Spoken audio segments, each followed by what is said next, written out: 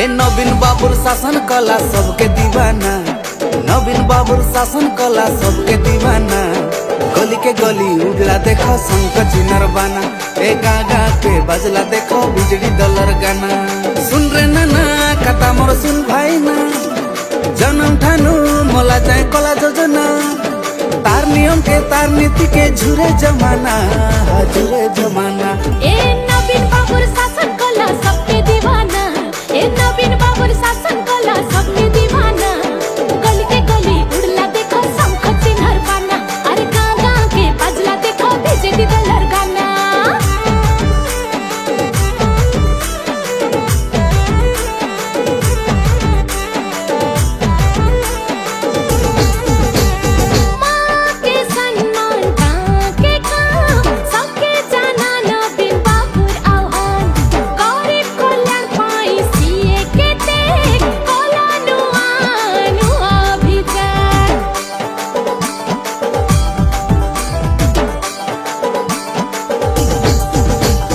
जन्म साल ठानु मसान हुई, सब ठाने काम हेला भाई।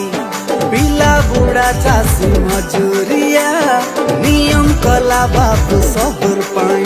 अरे चिन्हर चिन्हा नवीन बाबू के चिन्हा, तार नीति के आज सारा देश दीवाना।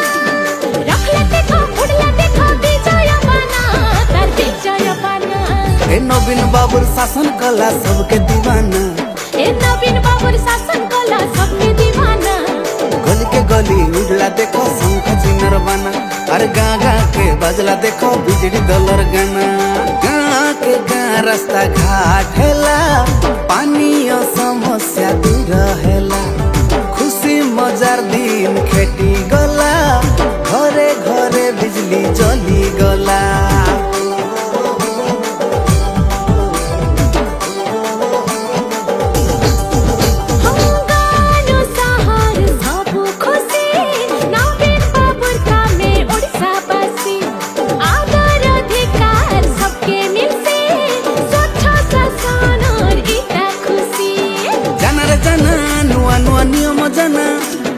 आमर पाई खेटैला तार भावना, नवीन बाबू कलार सब देखो भाई ना, हो देखो भाई ना।